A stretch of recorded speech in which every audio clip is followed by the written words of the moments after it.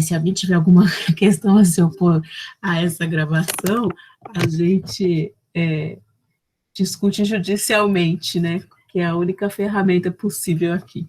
Deve ter dado confusão, né? Para eles mandarem para o Google mandar essa mensagem. Não deve ter acontecido alguma coisa. Bom, gente, não sei se vocês já receberam essa mensagem ou não. De novo, eu peço desculpa desse pequenino atraso. Na verdade, eu aproveitei e esperei vocês chegarem para poder resolver essa questão, porque agora que eu fui na minha agenda. Deixa eu já ir anotando, vocês que já estão aqui. Então, o Alex já está. O José Roberto está entrando. Ó. O Alex já está, o Dan já estava batendo um papo aqui, nesse novo formato nosso. José Roberto, boa noite. Estávamos só esperando você chegar para começarmos. Brincadeira. Boa noite, professor. Tudo bem? Tudo bem, tudo tranquilo. Bom. É brincadeira, mas eu sei. O pessoal está chegando aqui, porque o pessoal, eu entendo também, estava conversando aqui com o Dan, antes de vocês chegarem, é muita coisa, né, gente? É muito corrido. Apesar da pandemia estar limitando muito o trabalho, né, mas, de certa forma, continua sendo muito assíduo e a gente acaba realmente atrasando um pouco aí para começar a aula. Quando era presencial também, a gente tinha esse problema, né? As pessoas os colegas iam chegando aos poucos e faz parte, né? Quem trabalha sofre isso. Sofre. E a gente estava falando exatamente isso no... Boa noite, André. Estava falando exatamente isso para o Dan agora. A gente se sente trabalhando mais, né? Essa coisa, estou em casa. Eu estou em casa só de sexta, né? Mas, assim, é muita coisa. A gente acumula muita coisa para fazer, não é simples, não. E estava falando da situação de vocês, né? Eu acho que é bem complicado que vocês ter aula online, né? A gente, estou falando, eu vou colocar a gente porque eu também sou, né? Eu estou passando por você está começando uma faculdade no seu primeiro semestre online é uma coisa, né? Agora, se você no curso, né? No decurso do curso alterar, a gente tem que mudar muita coisa em relação à sistemática de estudo. E eu entendo também que o que acontece com vocês não é simples, porque o sistema, de certa forma, ele foi colocado, né, para justificar a atividade, o trabalho, então a gente nós professores somos obrigados a administrar aula online, o que não é problema nenhum, a gente tem que estar à disposição nesse período, ok? Mas a gente também tem que ter um preparo maior, né? Assim como vocês têm uma dedicação maior também. Por quê? Porque são muitos trabalhos, são muitas atividades, né? Toda aula é obrigado a fazer uma atividade. Então, mesmo aquele que não assista a aula, eu estou me inteirando agora da sistemática, mesmo aquele que não assiste a aula, para ter a presença, tem que fazer atividade, enfim. Então, gera um mecanismo de controle muito grande para a gente, que no presencial é mais fácil, simplesmente eu sei se o aluno está presente ou não, eu interajo com o aluno, eu sou responsável pela disciplina, pela matéria, enfim, e, enfim, essa questão, eu diria burocrática, mas não é burocrática, essa questão administrativa de lidar com essas ferramentas é muita coisa. E essa sobrecarga a gente tem também na vida profissional, cada um de vocês de acordo com o que faz, né? Isso acontece com a gente também no escritório, né?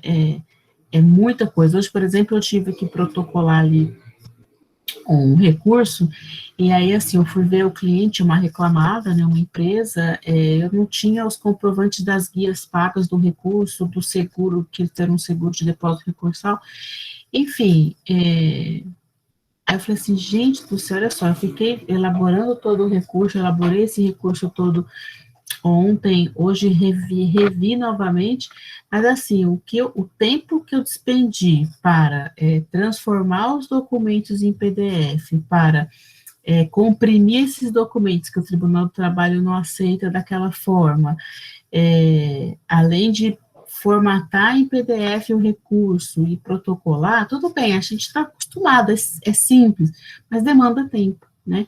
Que é uma concentração, assim, que, né, então, ferramenta online, não tem jeito, eu acho que não vai, acho que a gente retoma, eu estou bem otimista, assim, agora que a maior parte da população nos Estados Unidos já tomou a vacina, vai ter mais vacina, vai sobrar vacina, a gente vai acelerar aí, acredito eu, nesse ponto eu estou otimista, a vacinação, essa pandemia, né, essa doença é uma doença que vai conviver com a gente, mas, então eu acho assim, que a gente vai aos poucos retomando as atividades presenciais, assim como nós estamos retomando, né, aos poucos também, até de uma maneira mais devagar, como o próprio Dan falou aqui no começo da aula que a gente estava conversando,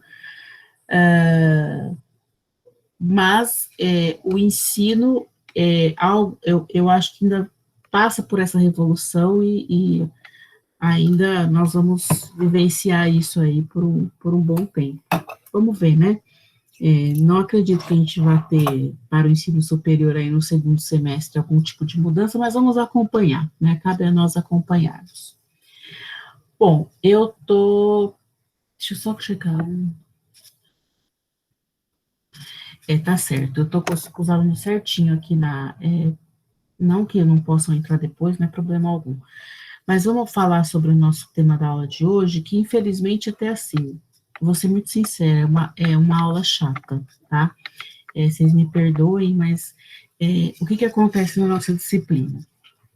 Eu estava esperançosa que a gente fosse conseguir finalizar a questão das disposições testamentárias, as questões de testamento na aula de hoje, 7 de maio, para conseguir abordar com vocês, a partir da aula que vem, uma forma mais prática, né, algo mais prático, pragmático, do dia a dia, que acontece nessa questão de sucessão, né, que é a parte dos inventários, né, da partilha do inventário, e fazer algo um pouco mais dinâmico.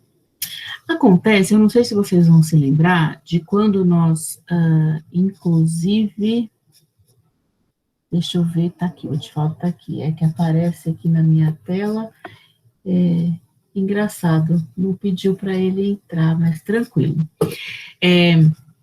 Eu não sei se vocês vão se lembrar, logo quando a gente começou a falar um pouco sobre sucessão, dessa questão, né, da diferença de testamento e da sucessão testamentária e da sucessão legítima, tá?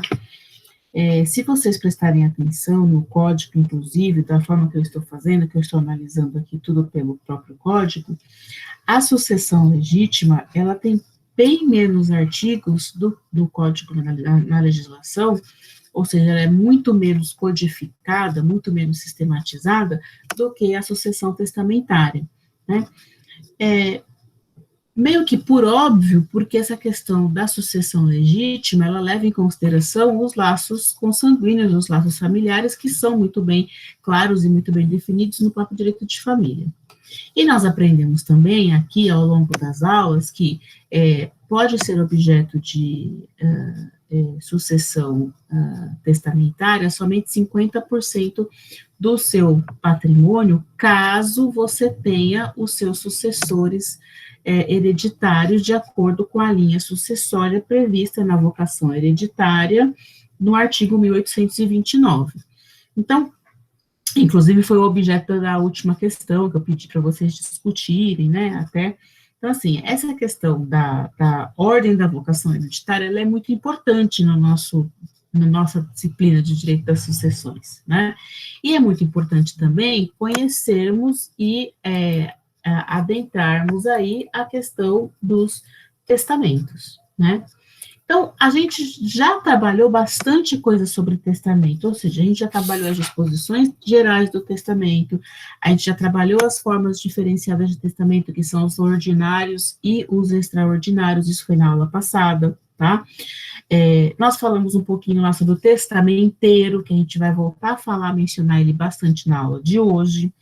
Então, falamos sobre os testamentos ordinários, que é aquele o público, o cerrado e o particular, e o testamento extraordinários, que são aqueles, o marítimo, né, feito no navio, o feito na aeronave, o testamento militar, né, e até eu mencionei na aula passada para vocês, olha, assim que a gente terminar, boa noite, Edmilson, assim que a gente terminar essa questão do testamento da aula passada, eu vou tentar terminar a matéria de testamento na nossa aula de hoje, seria, tá?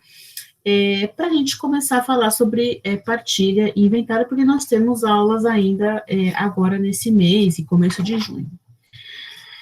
O grande problema é que eu juro que eu tentei, mas eu não consegui sintetizar a disciplina para a gente ter essa parte testamentária para a gente efetivamente terminar na aula de hoje. Por isso que eu brinquei que a aula de hoje vai ser chata. Por quê? Porque o que falta para a gente abordar? Existe na legislação, na parte da sucessão testamentária, a gente tem o capítulo de parte geral, que nós já absorvemos, tá? Que é a parte geral, que fala de parte geral, e depois aquela de capacidade de testar. Nós já falamos sobre o capítulo 3 também, que são as formas ordinárias, e também nós já falamos sobre o capítulo 4 e 5, que é o capítulo 5, as formas, os testamentos extraordinários, e o capítulo 5, que são os codicilos, que foi a nossa aula na semana passada. Entretanto, eu ainda tenho o capítulo 6, que fala sobre as disposições testamentárias, o capítulo 7, que fala sobre os legados, o capítulo 8, que fala sobre o direito de acrescer entre herdeiros e legatários, o capítulo 9, que fala das substituições, o capítulo 10, que fala sobre a deserdação, o capítulo 11, que fala sobre redução das disposições testamentárias, e o capítulo 11, que fala revogação de testamento, e o 11, o 12, revogação de testamento, e o 13, rompimento de testamento. E o capítulo 15, que é sobre o testamenteiro, que nós já trabalhamos, tá? Embora a gente vá mencionar bastante coisa sobre ele. Para aí terminar, então, só para vocês terem uma ideia, tudo isso vai do artigo olha só, a sucessão legítima, ela vai do artigo 1829 ao artigo 1856 do Código. A sucessão testamentária vai do 1857 até o 1990. Então, olha quantos artigos em relação a testamento nós encontramos aqui na legislação, tá?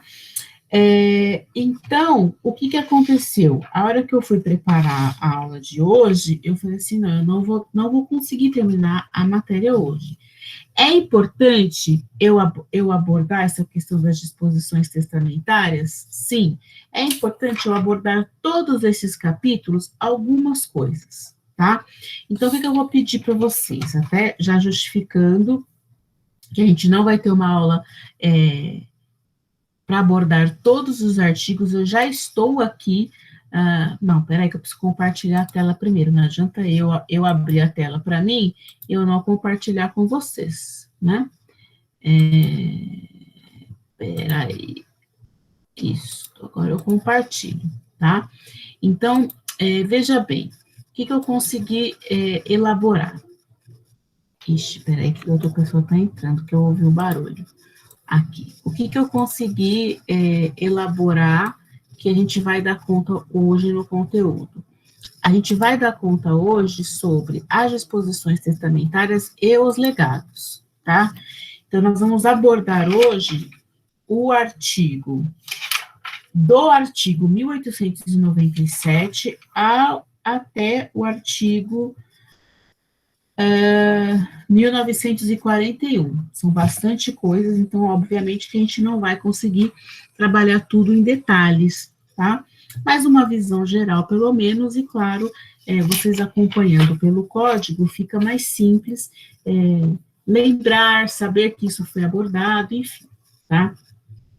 E eu quero, na semana que vem, na verdade, aí sim, né, vai ficar faltando menos artigos para a gente terminar de fato essa questão de testamento, mas não entrar ainda em inventário e partilha, e sim discutir um tema de planejamento sucessório, né, porque a gente tem sido muito questionado na advocacia hoje sobre essa questão, até em função um pouco da gente ter realmente, né, um número grande de mortes, enfim, né, em função da Covid, então as pessoas muito nos questionam, né, se é possível fazer um planejamento sucessório antes, né, imaginando, na verdade, que vai haver o evento morte, enfim, tá? Tem a questão das holdings familiares, tem a questão do planejamento sucessório, ou seja, você definir o que vai ser feito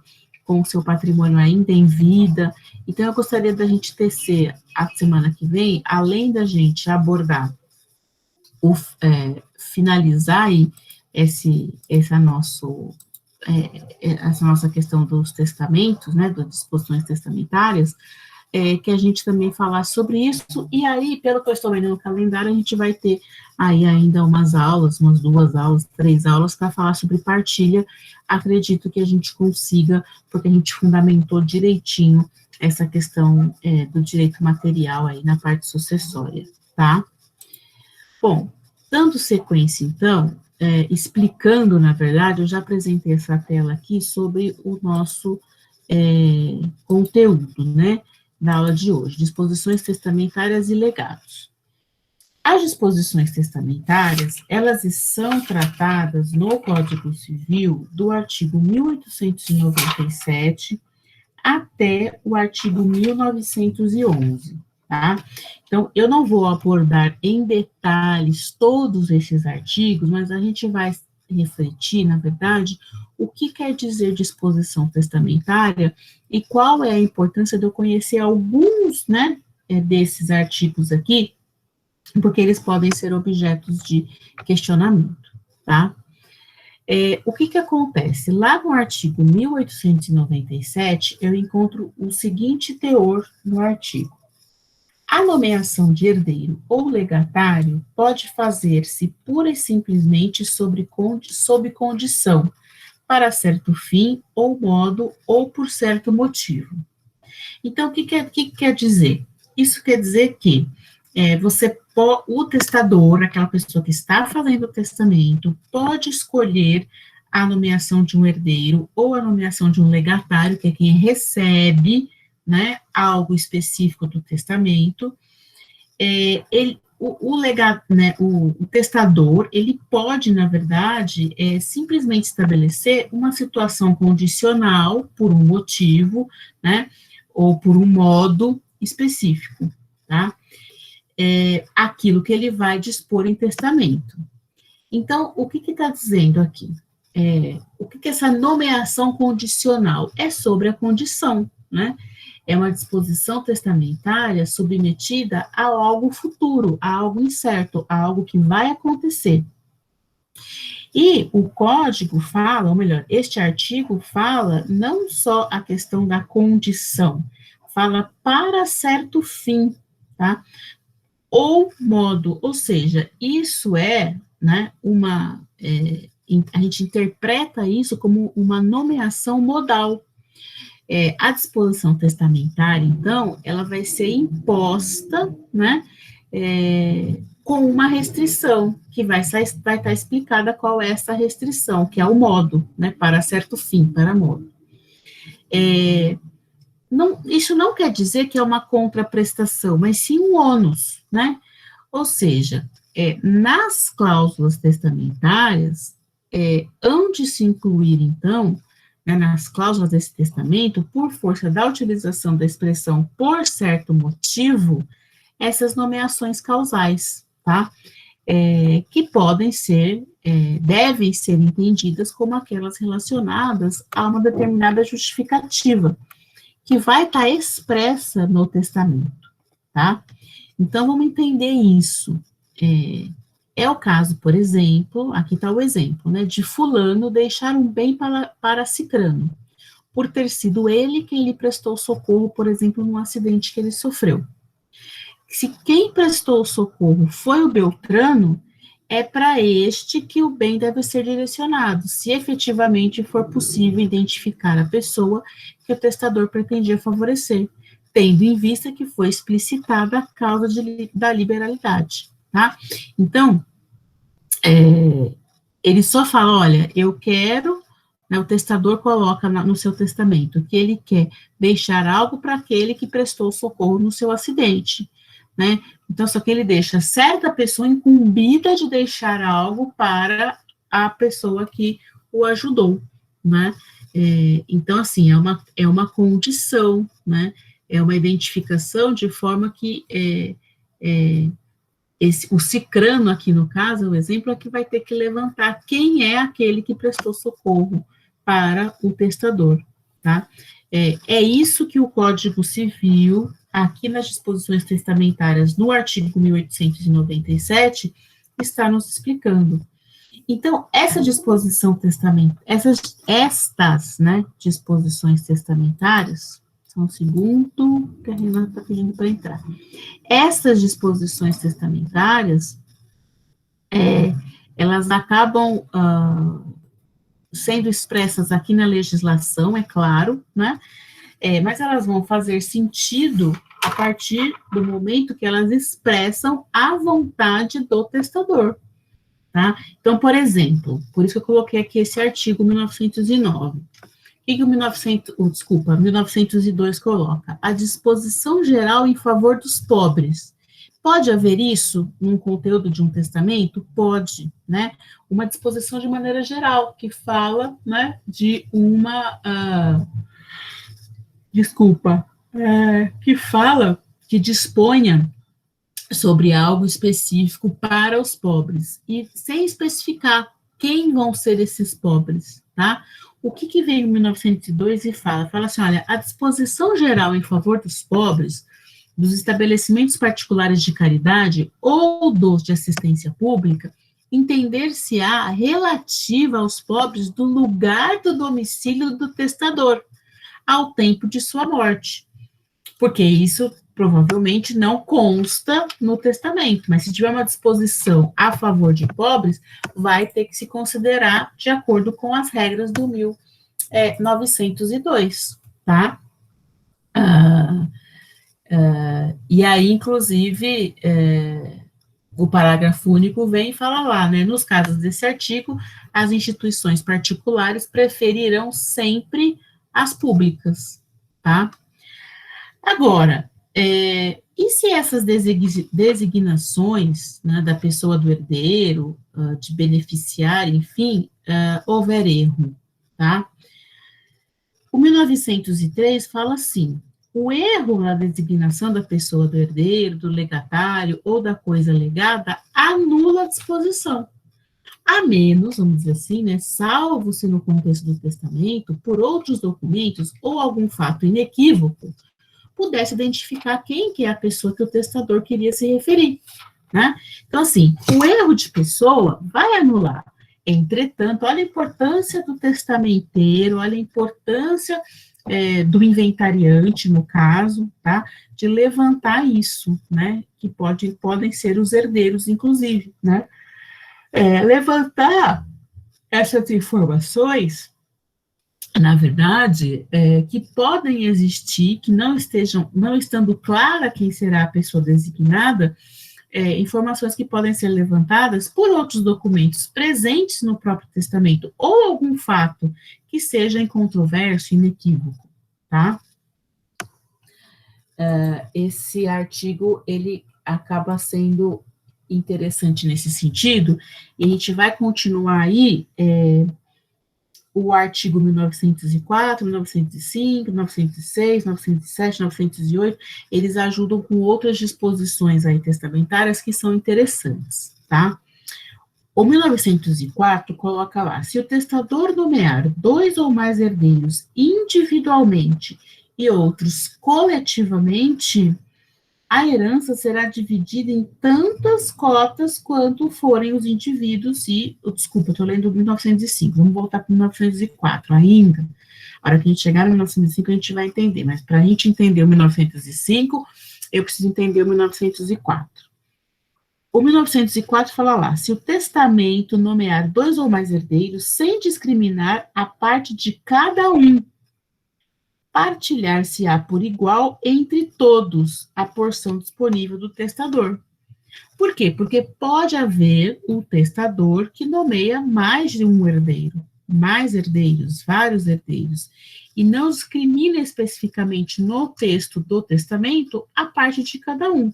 Então, neste caso, na ausência dessa indicação da parte de cada um que lhe compete, vai partilhar de forma igual. Só que aí, a nomeação também desses bens ou desse valor de testamento pode não ser isonômica, pode ser diferenciada, tá?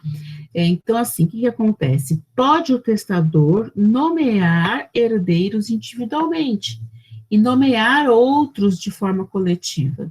Neste caso, a herança vai ter que ser dividida, para se garantir a isonomia, ela vai ter que ser dividida em cotas, né?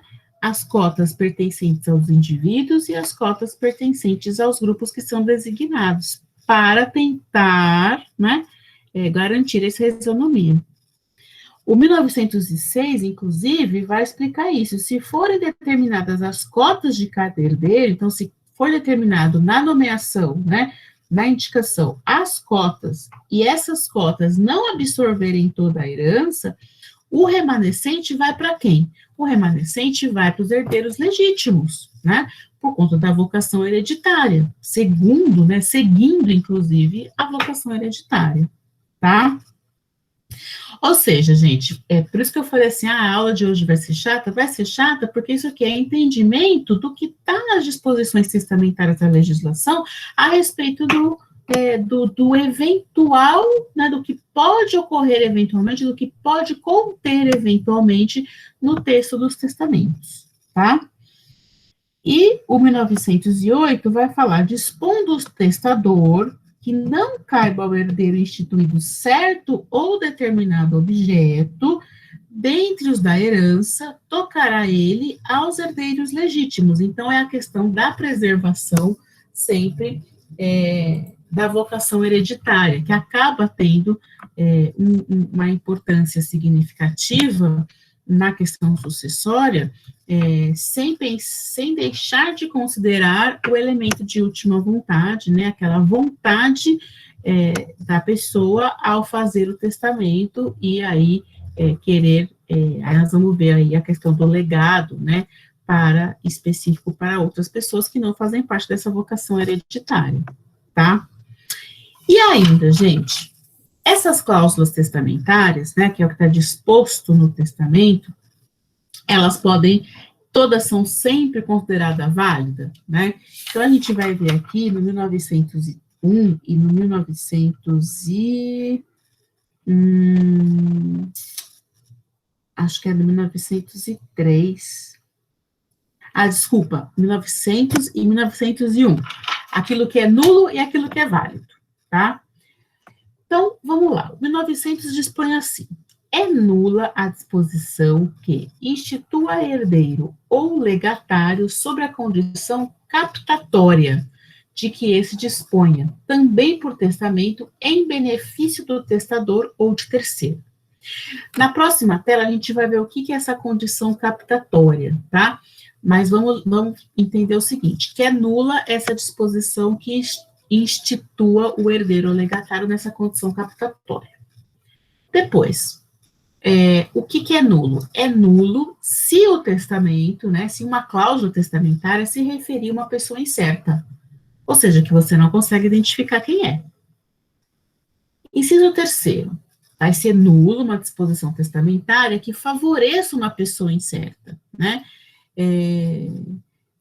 cometendo a determinação de sua identidade a um terceiro. Então, vai ser nula. Calma que depois a gente vai ver no 1901 aquilo que, vamos dizer assim, abranda essa nulidade e que, né, consegue identificar. Espera aí. O inciso 4º, que deixa a arbítrio do herdeiro ou de outrem fixar o valor do legado. Então, vai ser nula uma cláusula testamentária que deixe com que o herdeiro que arbitre, ou outro, o legado que vai ter que ser, vai ser fixado, indicado para determinada pessoa. E que favoreça as pessoas que se referem ao 1801 e o 1802. Lembrem-se que o 1801 e o 1802 é o caso daquelas pessoas que são excluídas da vocação hereditária, né, porque cometeram algum tipo de crime em relação ao testador, né. Eu lembro que a gente falou bastante da Suzanne Richthofen, por exemplo, né, que acaba sendo excluída da sucessão por ter cometido um crime contra os seus pais, tá? Bom, vamos lá. O que é essa tal de condição captatória que fala o inciso 1º do 1900 e que dispõe que uma cláusula que contenha isso é nula, tá? Essa condição captatória é aquela em que a vontade do morto não é externada livremente, tá? Ou seja, ou porque houve algum dolo, porque decorreu de um pacto sucessório, ou seja, algo que o de cujus, o morto, expressou, sem, na verdade, estar plenamente, sem expressar com toda certeza essa manifestação de última vontade, tá? Olha só, eu vou ler aqui o que o Silvio Rodrigues explica. Entretanto, Silvio Rodrigues explica, né, que não se trata de proibição genérica da captação dolosa da vontade, em que a cláusula testamentária é anulável com base no artigo 171(2) do Código Civil, em virtude da existência de um vício da vontade, ou seja, o dolo, mas de uma nulidade absoluta, inspirada na mesma ideia de interesse geral que veda os pactos sucessórios. O que, em verdade, estamos diante de uma regra aqui, nesse inciso 1º do artigo 1900 do Código Civil, que fala sobre essa condição captatória, que é uma regra que decorre do 426 do Código Civil, aquela notória divisão entre os institutos contratuais e sucessórios, pelo qual é nulo o contrato que tenha por objeto de herança de pessoa viva, óbvio. Sendo assim, também é nula a cláusula testamentária em que há uma troca de favores pelo qual o testador declara que nomeia certa pessoa herdeira sobre a condição dessa pessoa nomear um terceiro como herdeiro. Isso é o captatório, tá? Então, exemplo, deixo meus bens a Pablo, se o Pablo deixar todos os seus bens a Rodolfo. Então, isso é uma disposição testamentária nula em função do disposto no inciso 1º do 1900, né? Que é a tal da condição captatória, tá bom? Bom, o 1900, ele fala sobre as cláusulas que são nulas. O 1901 vai falar, eu falo, isso aqui é terminologia minha, tá? Mas eu acho que ajuda a gente a entender. O 1901 vai falar de situações que amenizam ou minimizam o que o 1900 trabalha, coloca, proíbe, tá? Então, o 1901 coloca, valerá a disposição, em favor de pessoa incerta, que deva ser determinada por terceiro, dentre duas ou mais pessoas mencionadas pelo testador, ou pertencentes a uma família, ou a um corpo coletivo, ou a um estabelecimento por ele designado. Então, lembra que no 1900 está lá, é nula a disposição que se refira à pessoa incerta, só que tem vírgula, cuja identidade não se pode averiguar. Aí vem o 1901 e fala assim, olha, vai valer se a pessoa for incerta, mas que ela que haja condição que um terceiro vai determinar quem é, tá? Então, olha a situação, tá? E o inciso 2 coloca lá que vale a disposição em remuneração de serviço prestado ao testador por ocasião da moléstia de que faleceu, ainda que fique ao arbítrio do herdeiro ou de outrem determinar o valor do legado, né? Por quê? Está lá no artigo, né, no artigo 1900, que não pode se deixar, né, lá no inciso 4, fala assim, olha, é nula a disposição que deixa a arbítrio do herdeiro fixar o valor do legado. Mas aí fala assim, não, mas olha, no caso desse, remuneração de serviço prestado ao testador, né, por ocasião de moléstia que faleceu, mesmo que fique a critério do herdeiro, pode, né, vai poder porque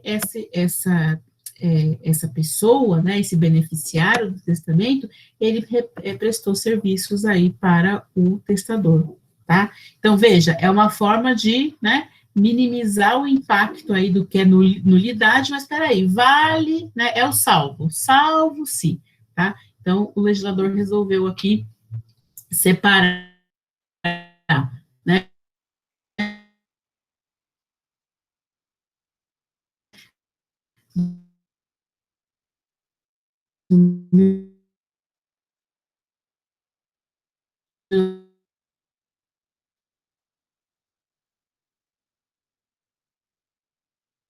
precisa por uma situação do 1909, tá? O 1909, ele coloca o seguinte, são anulados, nós já falamos desse artigo lá quando a gente falou nas disposições gerais, logo quando a gente começou a falar de testamento, no 1859, nós já falamos sobre o 1909, tá? Só para a gente entender, sem ler a tela, inclusive.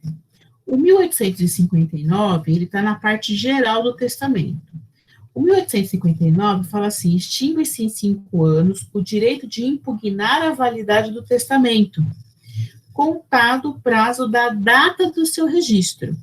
Então, vai falar o quê? Né? De uma prescrição, digamos assim, de 5 anos, né, para impugnar a validade do testamento.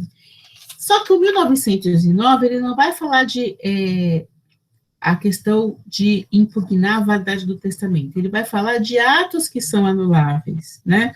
Atos do testamento que são anuláveis, inquinadas em erro, dolo ou coação, né? E neste caso, extingue-se em 4 anos o direito de anular a disposição específica, tá? Por quê? Porque se trata de um vício de consentimento, né? Então, é importante a gente entender o seguinte, que o prazo lá do 1859 se refere a 5 anos, né? Gravem isso, grifem isso no artigo, e o prazo do 1909, que diz respeito a vício de consentimento, vai falar de 4 anos, tá? Então, dentro das questões testamentárias, a gente encontra esse prazo aí, e às vezes a gente se depara com umas perguntinhas assim, aparentemente capciosas, enfim, tá? Bom, na sequência, o que a gente tem que falar ainda antes de chegar em legados? Eu preciso falar para vocês em relação a essa questão da eficácia, que está no 1910, e a questão de restrição de propriedade, que está no 1911, tá? Aí a gente acaba encerrando essa parte das disposições testamentárias, sem prejuízo de pedir para vocês lerem depois do 1897 ao 1911, depois que a gente terminar essas explicações, porque assim, eu não passei por todos os artigos, mas eu passei pelos fundamentais, tá? Bom, o que é essa questão de limitação de eficácia? O que o artigo 1910 dispõe? Ele dispõe assim, olha, a ineficácia de uma disposição testamentária importa a das outras, que sem aquela não teriam sido determinadas pelo testador. Então, peraí, o que é isso? A nulidade, ela pode ser do próprio testamento, ou pode ter uma nulidade de uma das suas cláusulas, que é o que o 1910 está falando, né?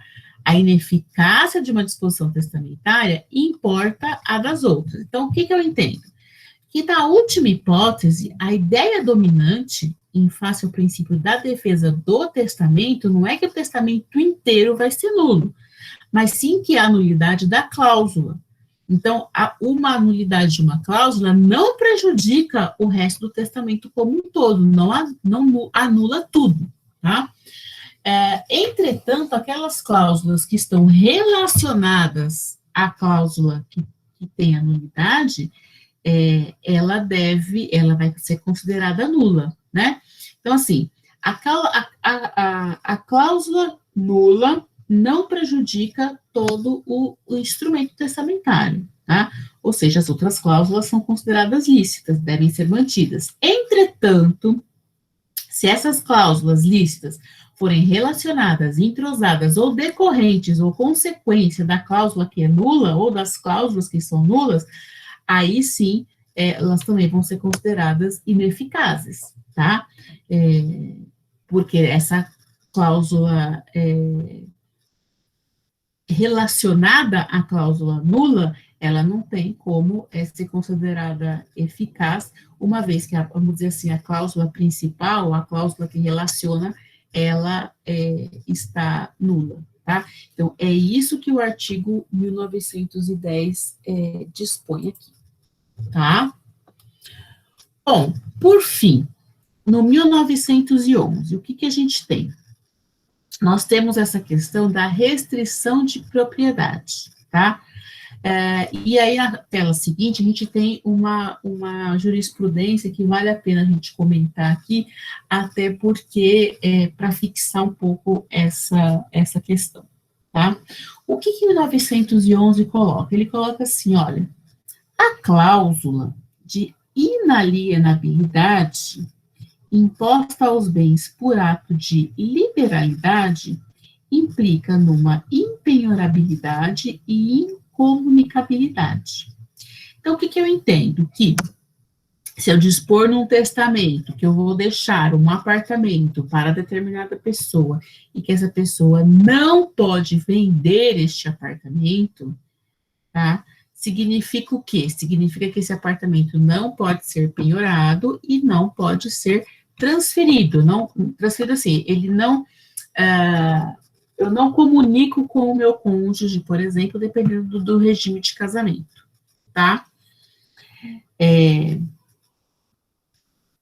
Então, vamos entender. Nós temos, inclusive, um parágrafo único. Parágrafo único. No caso de desapropriação de bens clausulados ou de sua alienação por conveniência econômica do donatário ou do herdeiro, mediante autorização judicial, o produto da venda converter-se-á em outros bens sobre os quais incidirão as restrições opostas aos primeiros. Então, retomando, por impenhorabilidade, por sua vez, compreenda-se a restrição da possibilidade de constrição judicial, não pode ser penhorado.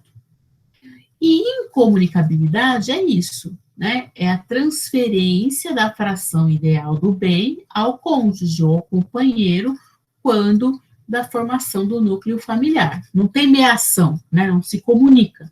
Restrição feita com a finalidade da proteção do próprio beneficiário do testamento. Ocorre que a grande questão é se essa cláusula de inalienabilidade, essa impenhorabilidade, é possível de atingir, na verdade, a dívida do morto, por conta de um credor, tá? Por isso que eu trouxe esse julgado aqui, para a gente ler e entender essa questão antes da gente propriamente trabalhar e aí falar da questão dos legados, né, que é nosso próximo tema, tá? Então, vamos ver esse julgado aqui, que eu acho que vale a pena. Recurso especial. Sucessão, dívidas do morto, testamento que grava os imóveis deixados com cláusulas de inalienabilidade e impenhorabilidade, possibilidade de penhora e execução movida por credor do de cujos. Então, é exatamente o que está previsto aqui no 1911, tá? Diga, quem abre o microfone vai perguntar? Não. Não. Então, vamos lá. Número 1. Os bens deixados em herança, ainda que gravados com cláusula de inalienabilidade ou de impenhorabilidade, respondem pelas dívidas do morto.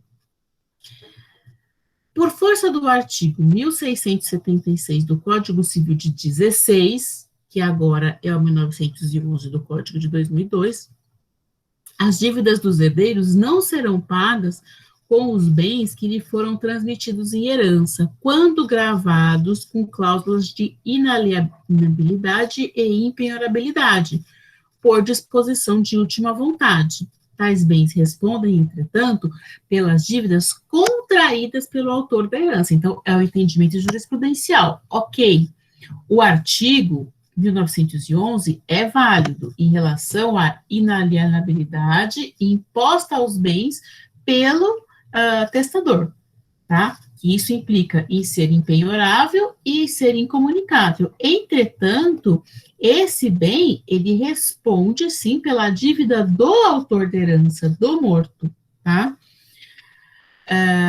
Aí está aqui o número 3, que fala, essa cláusula testamentária de inalienabilidade não impede a penhora em execução contra o espólio, porque o credor precisa ter a satisfação do seu crédito também, é uma forma de proteger, na verdade, o credor, né, no caso específico aí. Achei interessante, por isso que eu trouxe para vocês, para a gente reforçar aqui esse artigo, tá? Gente, até aqui, alguma dúvida, algum questionamento? Por quê? A gente falou de uma maneira geral, então, assim, novamente, né? Falamos de uma maneira geral o capítulo 6, que refere-se às disposições testamentárias. O que eu peço? Que vocês leiam, ao menos, acompanhem a aula, a hora que vocês forem assistir a aula, enfim, quem assiste a aula gravada, leiam do artigo 1897 ao 1911, né? Porque alguns eu passei pela maioria deles, mas não passei por todos, tá? Então, vale a pena uma leitura para entendimento. E agora, a gente vai entrar num outro capítulo, que é o capítulo 7, a respeito dos legados, né? E antes de tudo, valeria a pena a gente, ao menos, entender, né, o termo que a gente usa, legados, o que vem a ser, né? Porque a gente fala assim, eu vou deixar o meu legado para os meus filhos, eu vou usar... Ok, né? Mas por que é usado esse termo legado aqui no Código Civil, do artigo 1912 até o 1938, tá? Então, são bastante artigos, eu também não vou conseguir adentrar a especificidade de todos eles, né? Porém, peço, inclusive, que vocês depois leiam, porém, o principal aqui vai ser tratado, tá? Então, o que é isso? Em linhas gerais, legado é um bem certo, é um bem determinado, né? É algo que é determinado, que é indicado pelo autor da herança para alguém, né? Esse alguém que recebe isso é chamado de legatário, por uma manifestação expressa de vontade do testador, do autor da herança, né? Que ele coloca no testamento ou no codicilo, tá?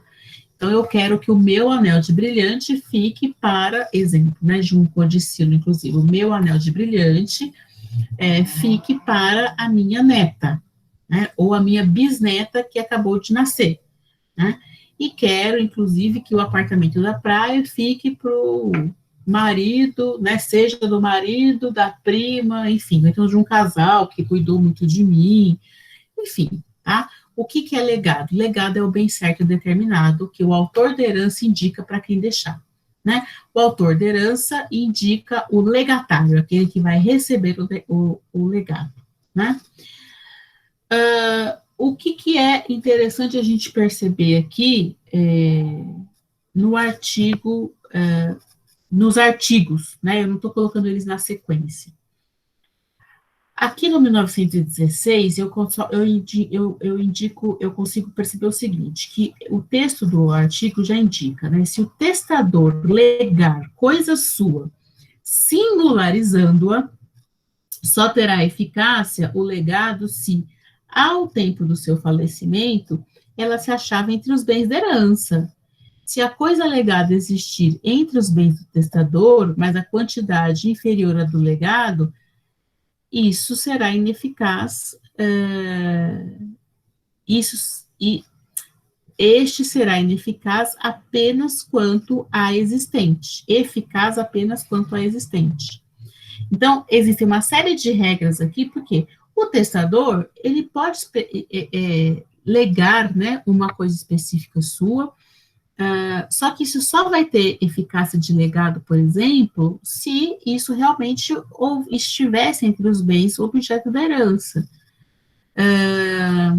Se essa coisa legada existir entre os bens do próprio testador, mas inferior àquilo que foi identificado, de valor inferior, isso vai ser ineficaz, tá? O que é interessante a gente perceber, ao longo desses artigos do código aqui, é que eu tenho várias espécies de legado, né? A gente acaba achando que legado é um bem, mas, na verdade, eu vou perceber que o legado pode ser um crédito, o legado pode ser alimentos, o legado pode ser objeto de questão de direito real, de direito de usufruto, por exemplo, tá? Então, vamos a pouco aqui que a gente vai lendo os artigos e dissecando esse entendimento, tá? Então, o que quer dizer 1916? Quer dizer que é absolutamente ineficaz qualquer legado sobre um bem de que o autor da herança não for titular, não seja dono, tá? De forma plena, total, incondicionada, na abertura da sucessão. Aí é uma pergunta, mas está errado, né? Tem um ponto de interrogação. Aí aqui, olha só. O que eu percebo? 1913, se o testador ordenar que o herdeiro ou legatário entregue coisa de sua propriedade a outrem, não o cumprindo ele, entender-se-á que renunciou à herança ou ao legado. Ou 1914, se tão somente em parte a coisa legada pertencer ao testador, ou no caso do artigo antecedente, ao herdeiro ou legatário, só quanto a essa parte valerá o legado. Então, olha só, na ideia propugnada aqui no primeiro dispositivo, é possível e potencialmente eficaz estabelecer um legado em que o bem transferido não é da propriedade do autor da herança, mas de um terceiro que também é herdeiro ou também legatário. É uma hipótese de condição suspensiva da eficácia do legado, em que essa inércia do herdeiro e inércia do legatário será interpretada como uma renúncia, revertendo esses bens correspondentes para a legítima? Sim, né? Da mesma forma, observando esse segundo dispositivo, transcrito em 1914, adaptar a disposição para o caso da titularidade parcial desse bem legado, tá? Então, o registro disso, né, excepcionalmente, admite-se, inclusive, que também exista o tal do legado de coisa incerta. Uma vez que eu encontro aqui no 1915 isso, se o legado for de coisa que determine pelo gênero, será o mesmo cumprido, ainda que tal coisa não exista entre os bens deixados pelo testador, tá? Então, a hora que eu leio isso, eu fico pensando em como identificar esses bens, essas coisas, né?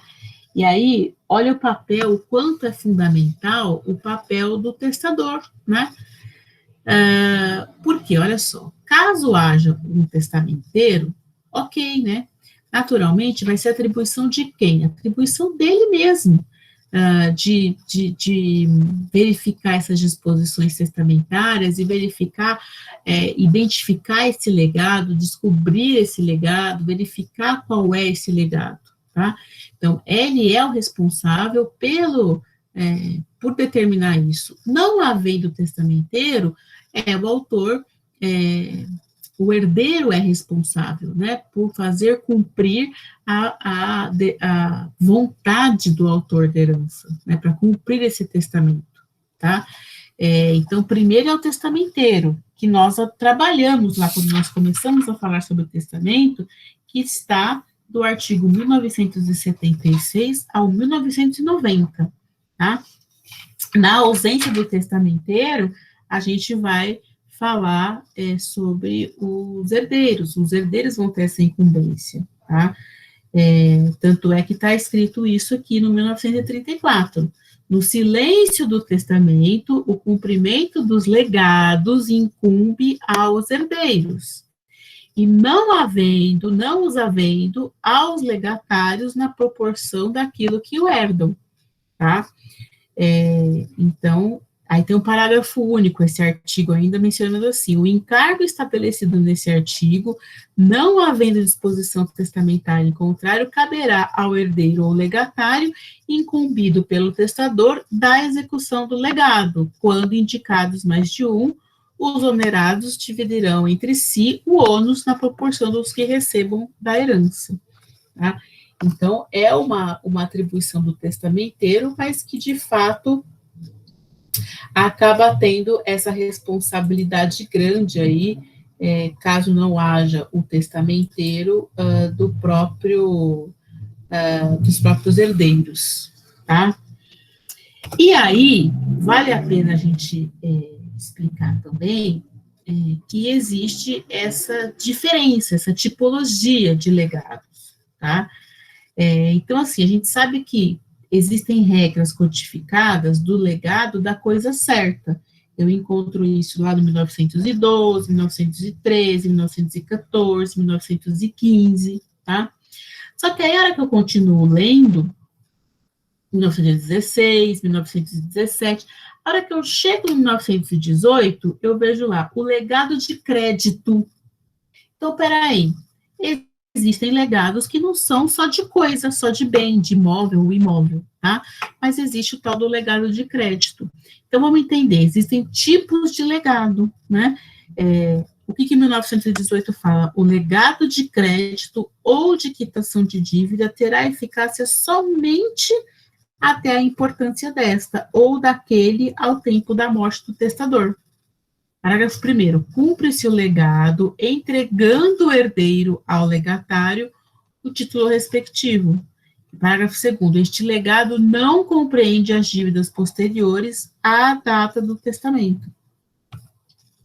Então, veja bem, o que eu descubro aqui, primeiro, né, que há o legado de crédito. Eu acho até necessário ler essa tela toda, mas assim, só para a gente entender o seguinte, que ficou mal feito isso, muito grande. Eu consigo perceber no artigo 1920 o legado de alimento, tá? Então, tá assim, olha, 1920 fala, o legado de alimentos abrange o sustento, a cura, o vestuário e a casa, enquanto o legatário viver, além da educação, se ele for menor. E aí, no 1921 e no 1922, eu percebo o legado relacionado... Só um segundo, gente, que eu ouvi um barulhinho. Eu preciso voltar aqui, que tem um colega que vai entrar. Isso, entrar. Eu consigo perceber, então, voltando aqui ao nosso assunto, no 1921 e 1922, eu percebo o legado do usufruto. Olha só, o 1921, ele fala assim, ó, o legado de usufruto sem fixação de tempo entende-se deixado ao legatário por toda a vida, tá? E o legado, no 1922, relacionado a direito real, a propriedade. Benfeitorias, inclusive o que você vai se beneficiar, olha só. Se aquele que legar um imóvel lhe ajuntar depois novas aquisições, estas, ainda que contíguas, não se compreendem no legado, salvo expressa declaração do contrário do testador. Não se aplica esse dispositivo desse artigo as benfeitorias necessárias, úteis ou voluptuárias feitas no prédio do legado. Então, o que é interessante? Vale a pena agora eu voltar aqui para o 1919, que vai falar sobre a questão da dívida do legado, né, a compensação da dívida, né? Observadas as regras da vocação hereditária, qualquer pessoa pode ser beneficiária de legado, inclusive um credor, não havendo necessariamente uma compensação de dívida para tal disposição de vontade na forma do 1919. Ao contrário senso, pode o testador valer dessa disposição para efetivar uma compensação de crédito. Olha o que 1919 fala. Ele fala assim, olha, não o declarando expressamente o testador, não se reputará compensação da sua dívida o legado que ele faça ao credor. Então, eu já vi que tem legado de coisa, que tem legado de crédito, legado para o credor, legado de alimentos, legado relacionado ao usufruto, legado relacionado a benfeitorias de imóvel, tá?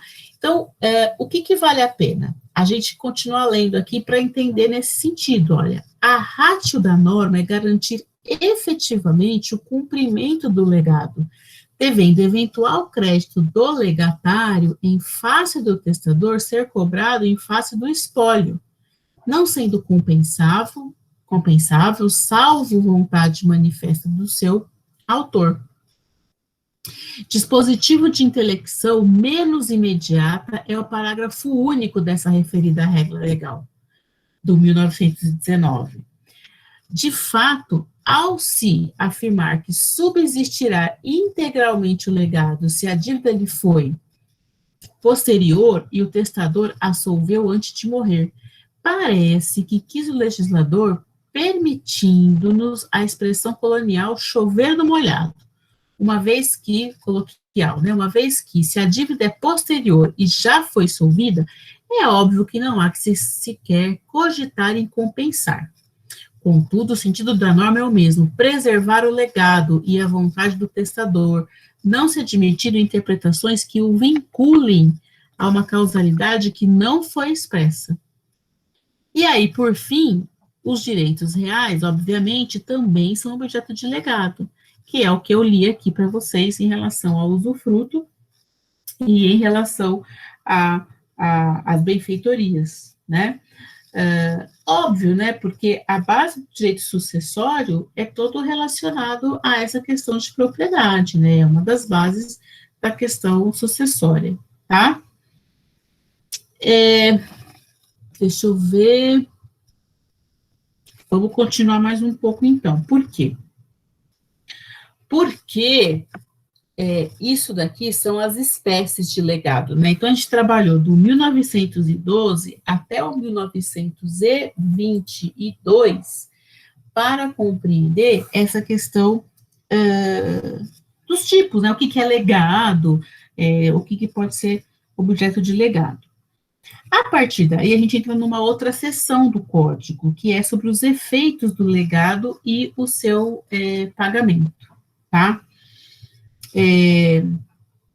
Na verdade, essa próxima tela minha aqui é sobre essa questão dos direitos reais, as quais a gente já mencionou, tá? E já li, inclusive, para vocês esses artigos. Então, acaba sendo repetitivo aqui, se eu for ler com vocês. Na verdade, a gente precisa entrar aqui nessa tela que são sobre os efeitos, né? E, inclusive, a gente vai ter mais umas aí que vão falar isso mesmo, é o efeito, a gente precisa falar sobre o efeito do legado, sobre o pagamento do legado e sobre a caducidade do legado, tá? Para aí a gente finalizar o nosso, nossa discussão aqui sobre legado, e aí a gente acaba encerrando a aula, porque aí nós vamos falar, aí depois vai aí com a minha tela do que a gente vai abordar na próxima aula, e aí encerrar essa questão de testamento, tá? Bom, o que é esse efeito do legado? Ele é imediatamente, né? Tanto é que quando que eu recebo o meu legado, enfim, deixado, né? O que o 1923 coloca? Desde a abertura da sucessão, pertence ao legatário a coisa certa, existente no acervo, salvo se o legado tiver uma condição suspensiva, tá? O parágrafo primeiro coloca o seguinte: não se defere de imediato a posse da coisa, nem nela pode o legatário entrar por autoridade própria. Então, pertence ao legatário de fato a coisa, imediatamente. Entretanto, isso não quer dizer que ele já pode ter a posse, tá? Tudo bem? Oi, tem alguém de microfone aberto ou quer perguntar? Não. Espera aí.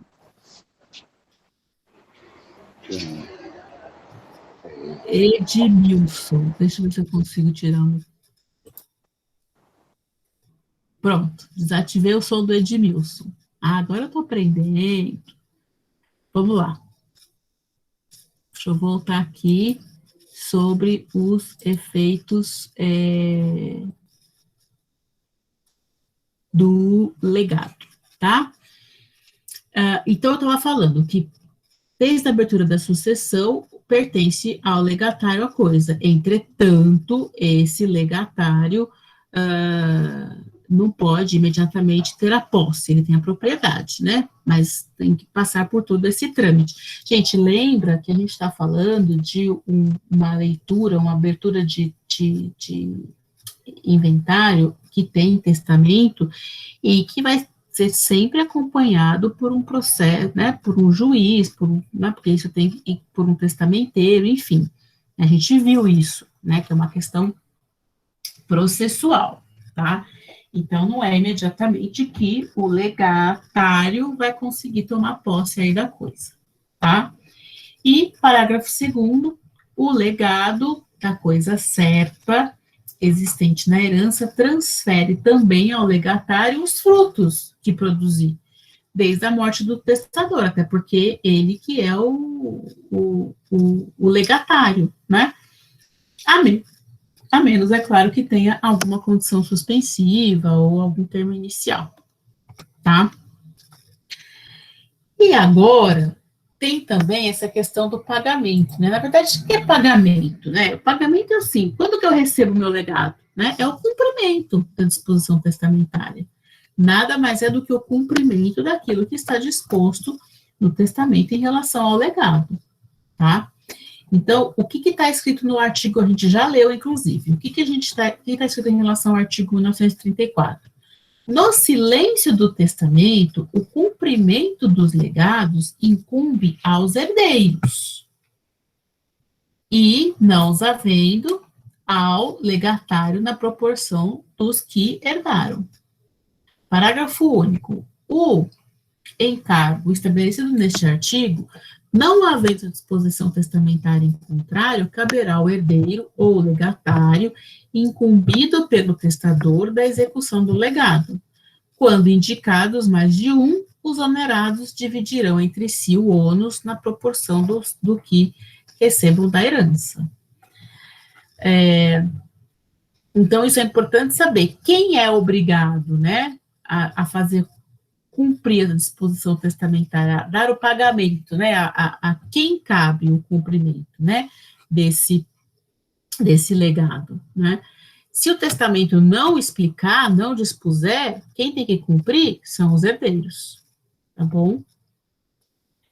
Gente, e por fim, a gente precisa falar aqui sobre essa questão da caducidade, tá? O que o artigo 1939 fala? Ele fala assim, olha, caducará o legado. Então, quer dizer que o legado pode caducar? Vamos ver.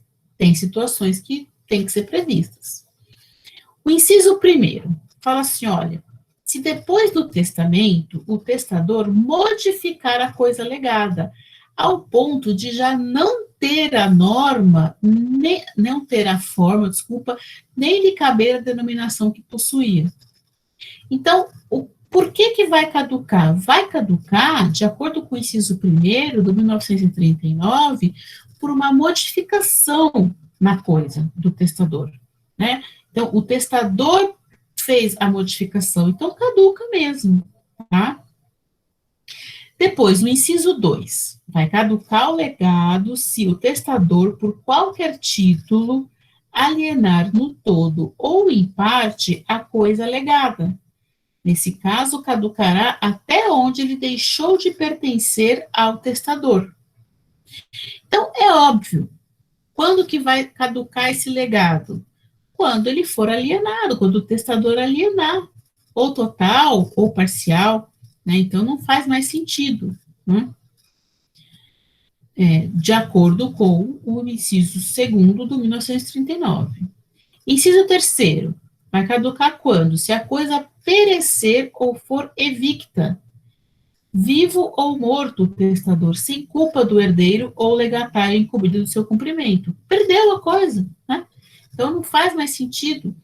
Caducou esse legado, de acordo com o inciso 3º do artigo 1939. Depois, quando que vai caducar também? Se o legatário for excluído da sucessão, nos termos do 1815, né? Então, se esse legatário, se é uma pessoa que seria beneficiada por uma coisa, for excluída do processo sucessório, não faz sentido. Então, de acordo, é o Suzane Richthofen, tá? Então, de acordo com o inciso 4º do 1939. E, por fim, se o legatário falecer antes do testador. Então, de acordo com o inciso 5 do 1939, se acontecer uma situação de pré-morte, né? Como é que se o legatário tiver morrido já, mas se ele for pré-morto, não faz sentido, vai caducar mesmo, tá? Gente, é o seguinte,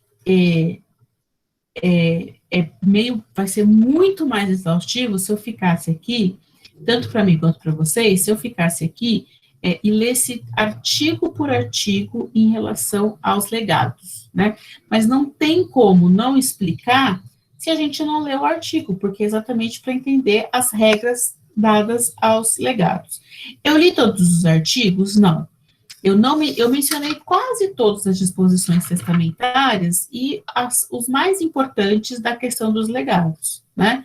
Então, voltando a dizer, as disposições testamentárias, elas estão trabalhadas do 1897 ao 1911 no Código, e os legados do 1912 ao 1940, tá? Então, tem vários artigos aqui em relação aos legados, sobretudo que eu não li. O que vale a pena? Vocês lerem e já entenderem a lógica, né? Porque está falando de quando que vai ser pago, o legado em dinheiro, o legado em renda, enfim, que facilmente compreensível aqui no código, tá? Em função disso, eu consegui terminar a questão testamentária? Não, porque ainda tenho o que a gente vai trabalhar na próxima aula, essa questão do direito de acrescer e redução das disposições testamentárias. Se vocês forem observar essa questão do direito de acrescer, está do 1941, e a questão do 1941 ao 1946 do Código, a questão da redução das disposições testamentárias do 1966 ao 1968, tá? Depois, existem 4 artigos que falam sobre as substituições, né? Se o testador pode substituir uma pessoa ou outra, a gente vai ver essas regrinhas. Sobre a questão da extinção do testamento, a gente vai encontrar aqui, né, essas discussões, né, de invalidade, de caducidade, de revogação, de rompimento, tá? A redução tá do 1966 a 1968, a revogação tá do 1969 a 1972, e a questão do rompimento do 1973 ao 1975, tá? Então, assim, eu vou tentar fazer algo, a minha proposta é fazer algo mais sintético possível, abordando os mais específicos, para a gente poder ter tempo de discutir essa questão do planejamento sucessório, tá? O planejamento sucessório é algo que não está nas doutrinas do direito sucessório, mas hoje em dia nós vamos ser muito questionados, eu tenho sido constantemente questionada sobre isso, e foi um desafio até que o professor Didier fez para o Pablo Stolze, e eu encontrei esse capítulo no livro dele, e achei muito interessante eu trazer isso para vocês também em aula, tá? Não que a gente vá esgotar o assunto, mas pelo menos para a gente... eu diria assim, que a gente discute na prática o que é o direito de sucessão, né, o que é a questão sucessória, porque a gente é muito questionado. Eu tenho percebido essa semana, por exemplo, a gente recebeu três ou 4 consultas nesse sentido, né, questões assim, meu pai faleceu, deixou só um pouquinho de fundo de garantia, como é que eu faço para levantar? Tem que fazer inventário? Não, dá para a gente fazer em alvará, mas tem legislação específica que regulamenta isso. Então, assim, a questão do planejamento sucessório, porque a família tem uma empresa, é uma empresa familiar, né? E aí, como é que fica? Se o bem da empresa está no nome da empresa, mas seria a herança dos filhos, enfim. É um assunto muito interessante, eu acho que está sendo muito abordado. Existem cursos aí de holding familiar, cursos de planejamento sucessório, então acho que não custa nada a gente trabalhar rapidamente sobre o assunto, né? Eu não quero aprofundar, mas para, na verdade, colocar uma pitadinha aí de doce ou de sal, enfim, aguçar a curiosidade de vocês para essas questões, que são relacionadas à nossa disciplina, né, porque senão fica muito chato, desculpa, mas assim, na minha opinião, fica muito chato a aula, porque a gente vai ver regras e regras e regras, porque elas são exaustivas dessa questão testamentária, tá? Eu coloquei só uma atividade, até inclusive, gente, vale a pena eu mencionar isso para vocês, eu tive uma dificuldade, eu até procurei, assim, uns exercícios, pelo menos fazer uma aula com um exercício, em vez de ficar uma aula falando, mas não tem, assim, são bem poucos, né, os exercícios, os testes, enfim, pedidos em concursos, eles são muito, se referem muito a essa questão da vocação hereditária, ou uma parte mais simples, mais usual aí, do próprio, da parte geral aí de testamento, tá?